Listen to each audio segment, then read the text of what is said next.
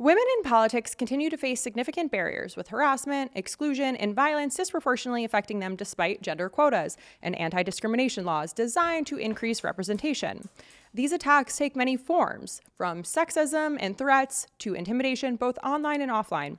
Online, advances in technology and AI have amplified these risks, enabling manipulated videos, photos, and disinformation to spread virally in seconds.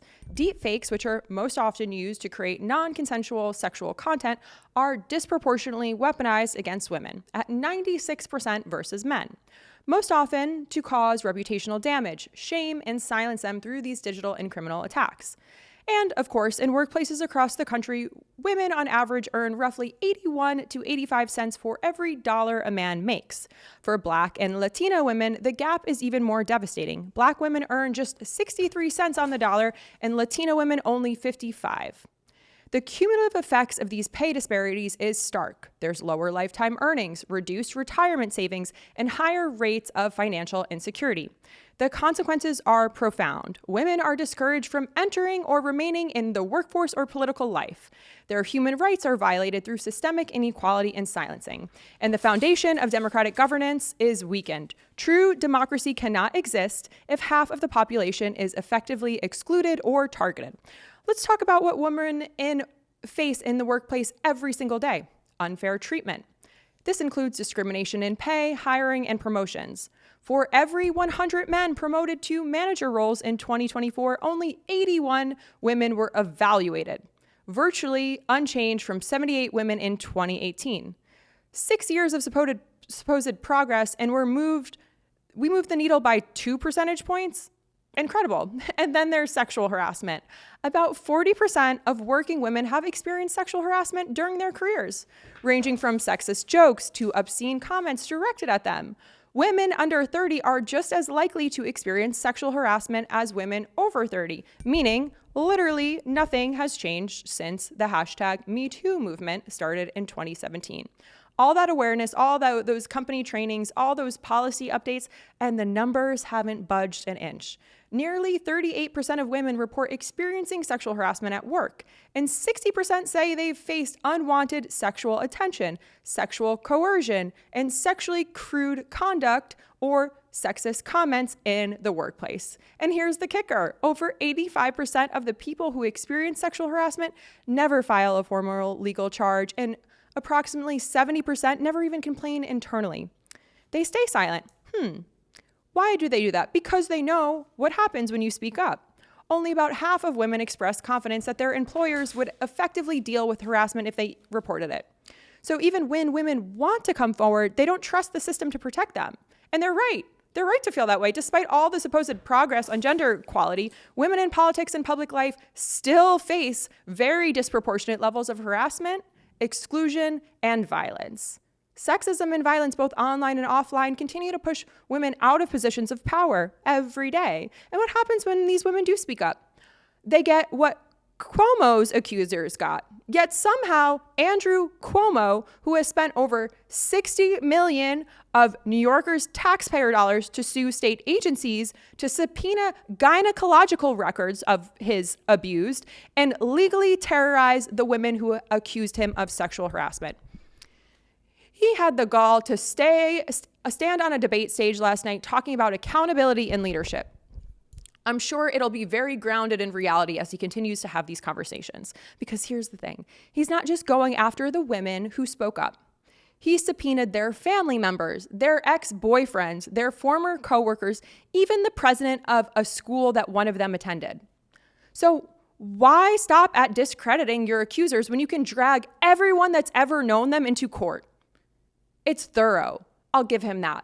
And of all this legal elegance being funded by us and New Yorkers, the taxpayers, because apparently Cuomo's $3.4 million net worth isn't quite enough to cover his scorched earth litigation strategy. So yes, New Yorkers, sit back and enjoy the spectacle of a man who spent years silencing women and now asking us to give him another paycheck and the keys to City Hall. What Cuomo is doing to these women are human rights violations. The systemic intimidation, the retaliation, and the abuse of women for speaking truth to power.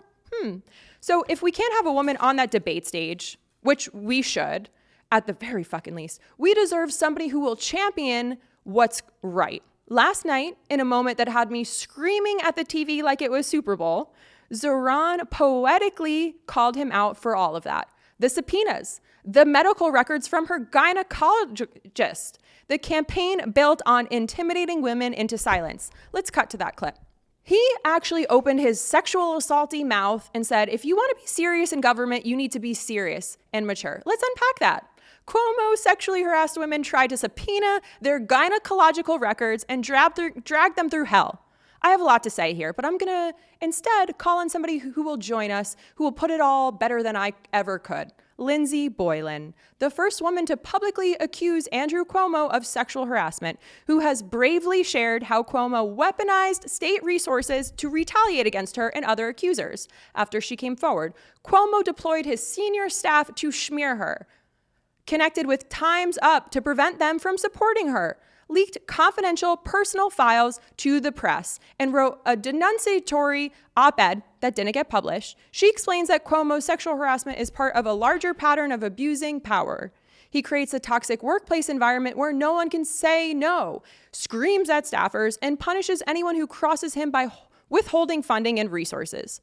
Boylan sees clearly the parallels between Cuomo and Trump, calling them both authoritarians who manufacture consent through lies and intimidation, and warns that electing Cuomo would be electing somebody just as abusive and corrupt as Trump, just with a D or, in this case, an I next to his name. Please welcome Lindsey.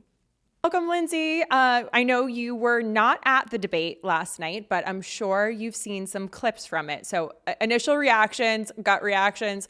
What did it feel like watching Cuomo continue to make an ass out of himself? You know, I wasn't surprised by anything, but there is a certain kind of enjoyment, how he continues to mess up and lose and humiliate himself again and again and again with his lies. It's like a train wreck that doesn't seem to want to stop. Yeah, no, train wreck is generous too. So I know your friend and your former colleague was also in the audience as a guest of Zoran. So you want to tell me a little bit, maybe let's start at the top. Tell me who you are and your history with Cuomo and Sure. how you came to be a voice for women who have experienced injustice in the workplace and sexual harassment and all the things. Sure. So I worked for Governor Cuomo at the time for a number of years. I was his Secretary for Economic Development and Housing. So I was basically his jobs and housing person. And that aspect of the job, the substance of the job, was what I wanted to be doing. The only problem with it was half of the time I was being sexually harassed, like many of the women who worked for Andrew Cuomo, as we learned later on. I stopped working for the state and I had been running for office. I was in my second run. And on Twitter, like we often do, engaging in conversations, people were talking about the worst job they've ever had. And I mentioned that working for the Cuomo administration was the worst job I ever had. I didn't say anything about sexual harassment at the time, but Charlotte Bennett, who you just mentioned, was at the debate, direct messaged me and she said, "Thank you so much for speaking up. It was terrible when I was there and he sexually harassed me." Now, at that point, I had not publicly said I was sexually harassed, but this much younger woman than myself reached out to me and said that she was. And I knew she was telling the truth because the things she told me directly mirrored my own experience. And I felt like crap because she is significantly younger than I. She could be my little sister. And I hadn't stopped the abuse. I hadn't found a way to stop this man from hurting other women. So ultimately, I felt the need to tweet about it publicly. And I started this tweet series in December of 2020, explaining how he sexually harassed me. And then turned it into a Medium piece in February. Charlotte would come forward, I think a few weeks after that, maybe even a week after that. And so it was this friendship with someone I didn't know, but I felt a lot of sisterhood with, that really kickstarted this entire process that would unfold into his resignation. So she's a really important person in my life. And, you know, I'm a girl's girl. I went to women's college. All my best friends are women. I have a daughter. So those relationships are really important to me. And so as much as this has been a really difficult period in my life to come forward, the whole reason I got in politics was to help people and particularly women. And so I was so proud of her that she was there. It's not easy to be in the same room as him, especially as he continues to lie and abuse any power and platform he has. But I was so proud of her. I think we were all so proud of her and of you too. And you made a bunch of beautiful points. So thank you for standing up and making your voice heard. One thing that really just like pisses me off to no end is when people make the counter argument that women are coming forward for attention or for this or for that. There's nothing really positive that comes out of saying, hey, this person more powerful and rich with more resources than I has acted terribly.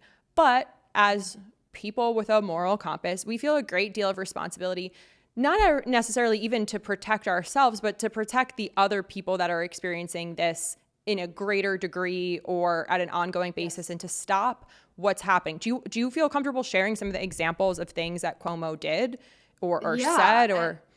And I think before I do that, you hit on a point that I think so women, we mother each other and we have this feeling of sisterhood.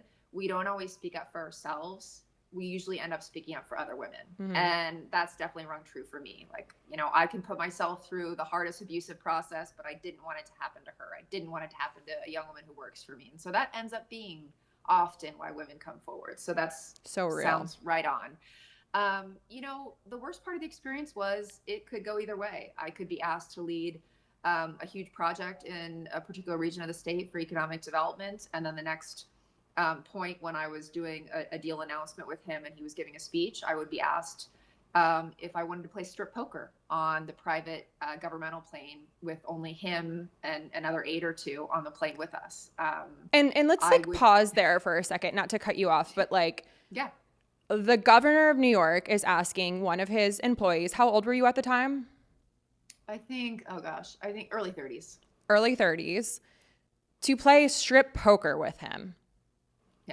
I don't even know how to play poker. So the idea that I would have concocted this all in my mind, which is kind of what he says. And is he asking over text? Is he asking in conversation in a private room? Like, how is this playing out? It's on the small governmental plane that he used to travel the state. And I think the scariest piece is he's the kind of person, as I think you've probably seen in public, that you do not want to make mad. So you kind of try and laugh it off. You try to change the subject. You minimize try not to feel even more humiliated, right? Mm-hmm. So a lot of the women who came forward were significantly younger. Maybe they were in their first job, like Charlotte. I was a little older than some of the other in the crew. Maybe they're about a decade younger than I. I was senior. But for me, unfortunately, it was no easier because, and it's been widely reported about, if you tried to leave working for the state, working for the governor, and he didn't want you to, he had a way of, destroying career opportunities outside. Mm-hmm. He had a way of threatening you. There really is no power outside of the governor, particularly this one in New York State. And so, especially if you've worked your whole career to get to kind of the Olympics, so to speak, of politics in New York, you get to the room where things happen, like in Hamilton, and you realize that the room where things are happening is a room where women are being abused. Mm-hmm. And being minimized. And so I think what I so often did when he was commenting on my looks, when he was staring at me, when he was touching my legs, when he was calling me by his ex-girlfriend's name instead of my own. Intentionally? Like just to be weird? I don't know. He did at one point have his executive assistant early on email me and say that I looked like his ex-girlfriend. I should look her up, but I was the prettier, younger version. And so, that is a very pointed comment. And these kinds of things went on.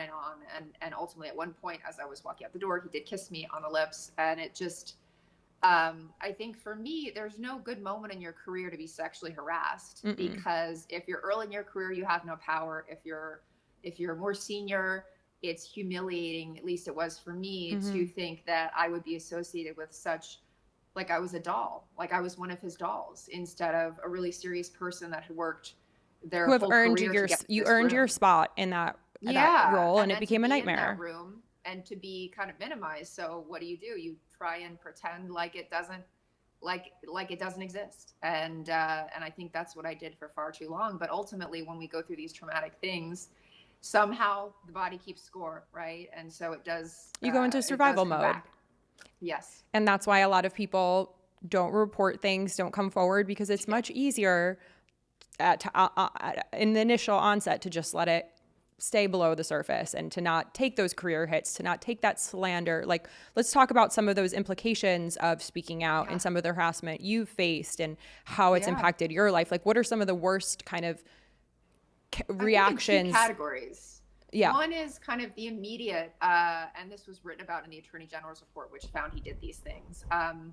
He immediately had his press team, these are taxpayer-funded employees, go on a warpath and smear me across the media and try to leak supposed files on me, try and paint me in a negative light. I was at the time running for office, had his emissaries reach out to my campaign staff to get them to not stop working for me, try to plant negative stories, go to the Time's Up group, which he had worked on legislation with, and told them not to support me publicly, which they didn't as a result. And he even had his, senior employee reach out to Time's Up, which is all about supporting women, and say that I was, money talks. In essence, say I was crazy. So the smears were immediate, and then I'm sure sustained too, to a degree. Yes, sustained. And I think the saddest part is some of the internet trolls that follow really powerful men and figures. Particularly when we're talking about sexual harassment and women's treatment, some of the internet trolls are women. So what I have found from a certain generation, usually a generation or two above mine, that thinks that they had bad experiences and that we should have to deal with those too. So, I say, unfortunately, some people hate women and some of those people are women. So this smear process went into direct effect immediately and sustained. And then there's this small cadre of internet trolls, mostly older women, who make it their daily experience to continue to smear me and the other women who came forward. So there was that aspect of things. And at the same time, several of the women decided to sue the governor, disgraced ex-governor, and two ultimately have settled, received significant settlements from the state for their treatment, and a third is going to trial. He has used those cases as a means to legally punish all of the women who came forward. So I have had to pay, over $1 million in personal legal fees just to defend myself as a potential witness in cases of which I'm not a party, just because he's trying to continue to make sure that women don't speak up about their treatment. And I think that's because, ultimately around a dozen women came forward, but it's many more women he's sexually harassed. He doesn't know how to be appropriate with women. So between the smears, the online attacks, and then ultimately having to pay for my own attorney's fees, even though I'm not a party to any of these cases, I'm not suing. And he continues to try and litigate these things because his attorney's fees are being paid for by New York taxpayers.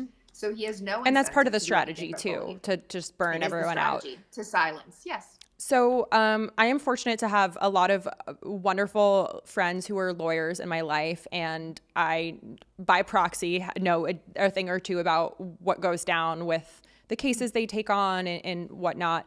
And I get pretty upset whenever I get comments about the atrocities that are happening across the country right now with ICE, with Kristi Noem, with the Trump administration, with Cuomo. And people are like, well, just I know they just murdered your dog and ruined your life, but just sue.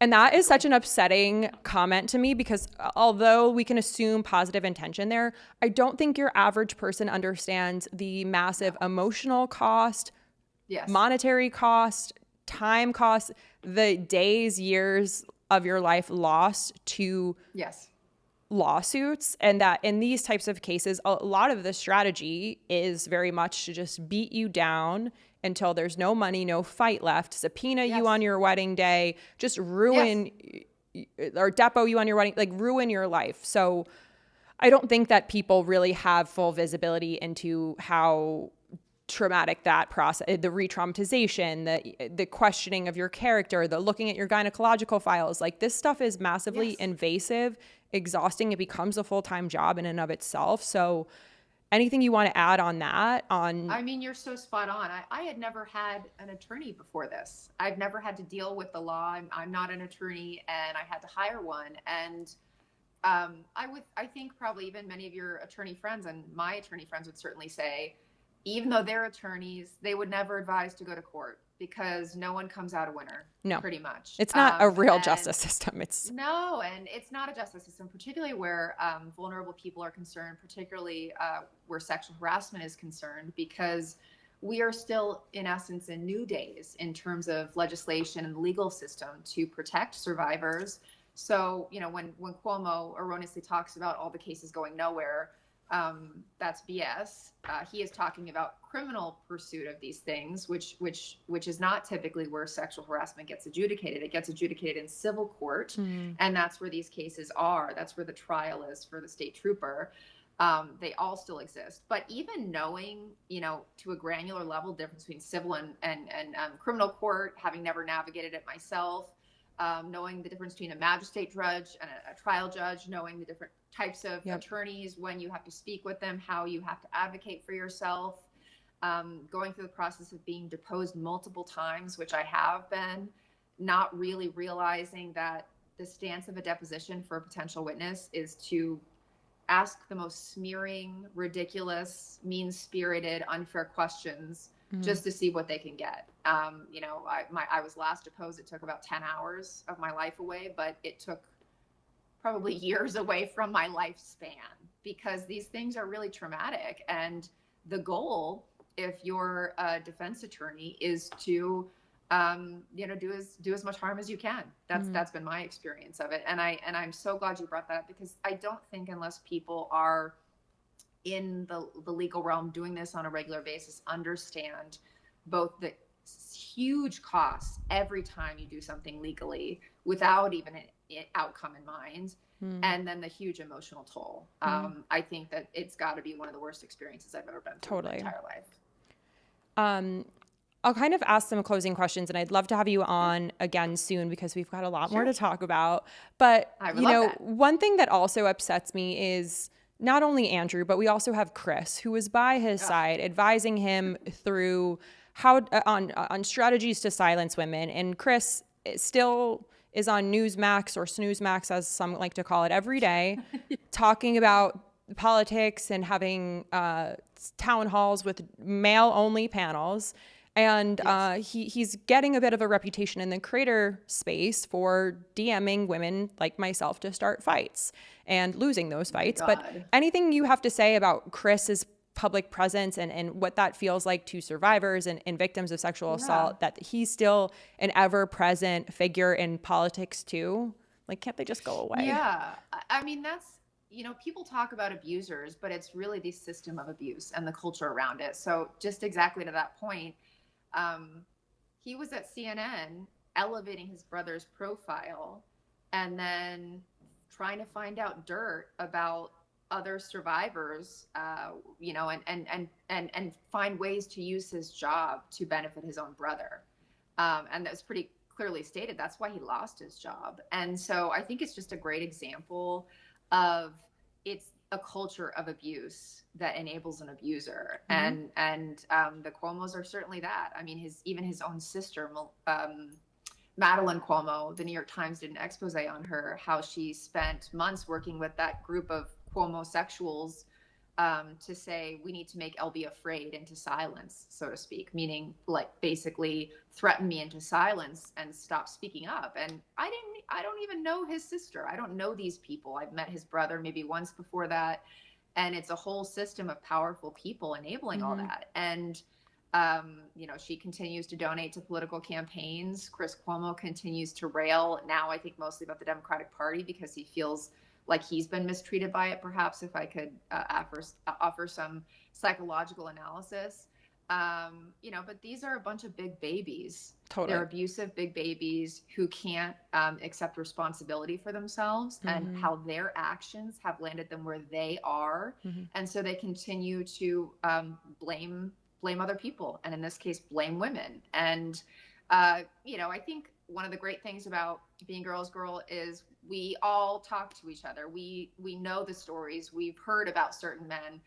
A lot of people have heard about Andrew Cuomo, and a lot of people have heard about Chris Cuomo. And I don't think the apple strays very far from the tree with either of them. I'll say that. Well, Thank you so much, Lindsay, for joining. In closing, we have a very important election coming up in New York. Any final last words of encouragement for people to get out and vote? Early voting, I believe, starts as early as this weekend. So any early voting starts Saturday. Do it, make it a fun thing. Go to brunch or go to coffee after with some friends. Get it out of the way so you don't have to wait in line. Get a cool sticker. This is going to be an historic election in our lives. It's going to be such an important one. You want to be able to say you were a part of it. And I am personally supporting Zohran Mamdani. And so me too, from afar. I can't vote, but yeah, and I think he's going to work really hard to earn all of those votes. Please vote as early as you can, and it's really important. I have not participated in a New York City election that has been more important than this one, in my view. Agreed. Thank you so much, Lindsay. And you want to just tell us your social handles and where we can find you?